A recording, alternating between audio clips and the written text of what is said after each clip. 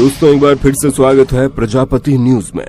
दोस्तों अपने मुंह मियां मिट्ठू वाली कहावत तो आपने सुनी ही होगी। ये कहावत उन लोगों के लिए कही जाती है जो अपनी तारीफ खुद ही करने में लगे रहते हैं, और हमारी सरकार भी आजकल यही कर रही है।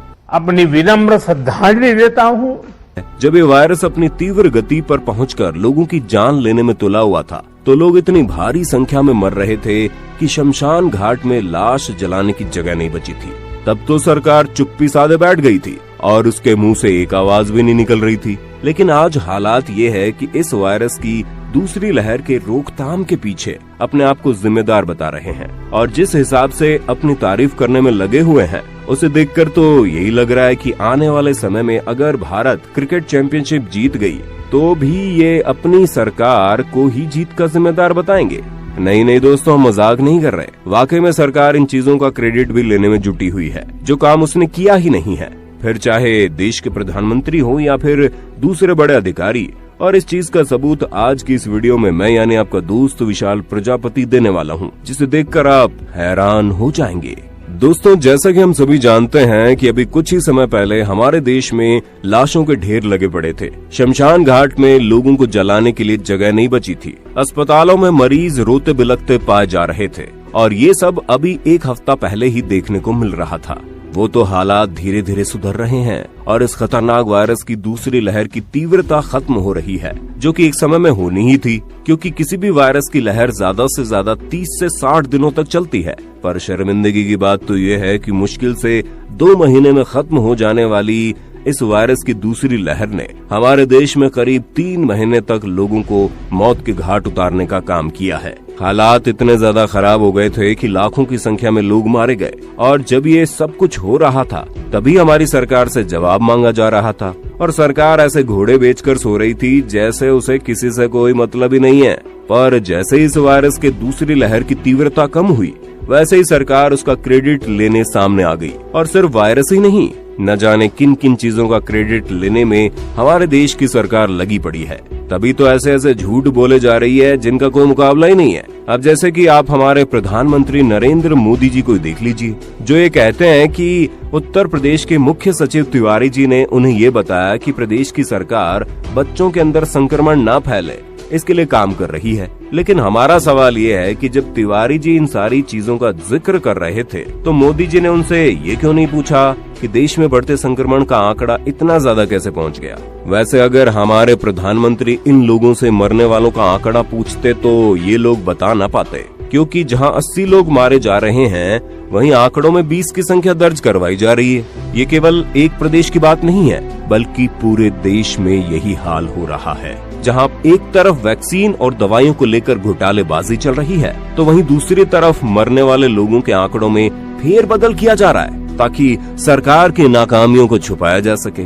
आगे बढ़ने से पहले अगर आप हमारे चैनल पर नए हैं तो प्लीज सब्सक्राइब करके घंटा हिलाना मत भूलना। ऐसा करने से आप पर कृपा आनी शुरू हो जाएगी। ट्राई करो, इट्स वर्क।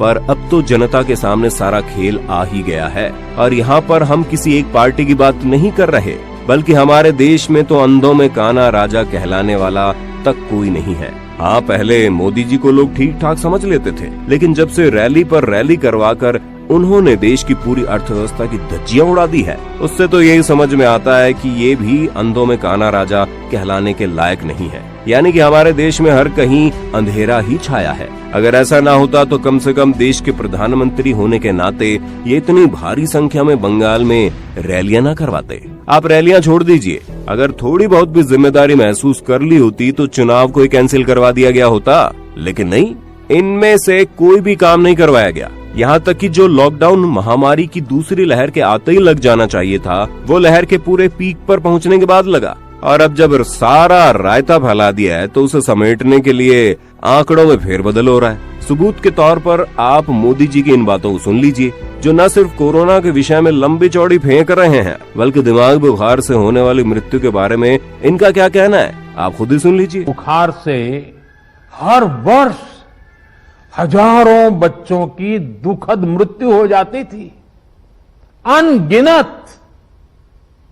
और आपको याद होगा, आज हमारे योगी जी जो मुख्यमंत्री जी हैं, वे जब पहले सांसद थे, पार्लियामेंट में इन बच्चों की जिंदगी को जिस प्रकार से बच्चों की मृत्यु एक के बाद होती रहती थी, वो फूट फूट करके पार्लियामेंट में रोए थे।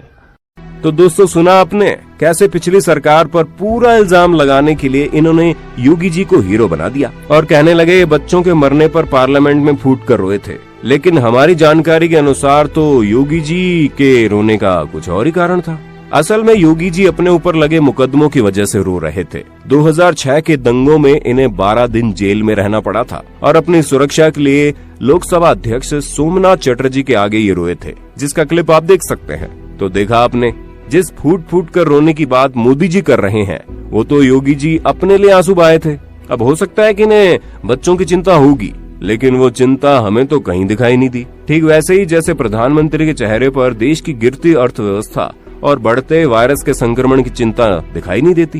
तभी तो ये अपने देश की सरकार की ऐसी तारीफें करने में लगे हैं जैसे किसी को पता ही ना हो कि यहाँ चल क्या रहा है। अब हम तो देश की सरकार से यही कहना चाहेंगे कि चीजों का क्रेडिट लेना छोड़ दे और जो रायता उन्होंने फैलाया उसे जल्दी से समेट ले, वरना आने वाले समय में जब इलेक्शन आएंगे तो ये कहने मत आ जाइएगा कि देश की सरकार ने बहुत अच्छा काम किया था, क्योंकि ये लाइन सुनने के बाद जनता हो सकता है वोट देना ही छोड़ दे। बाकी मौका तो अभी भी है। अगर सरकार चाहे तो तीसरी लहर के आने से पहले उसकी व्यवस्था कर ले जल्दी से और ब्लैक फंगस जैसी महामारियों को रोकने में योगदान देकर लोगों के बीच वापस से अपनी जगह बना ले, वरना तो इस बार जनता वाकई में गुस्से में है। अब आपका इस पर क्या कहना है हमें कमेंट में जरूर बताइए। इसी तरह के इंटरेस्टिंग वीडियोस को लगातार देखते रहने के लिए प्रजापति न्यूज चैनल को लाइक, शेयर और सब्सक्राइब करना ना भूलें। हम फिर मिलेंगे नए वीडियो में, तब तक जय हिंद जय भारत।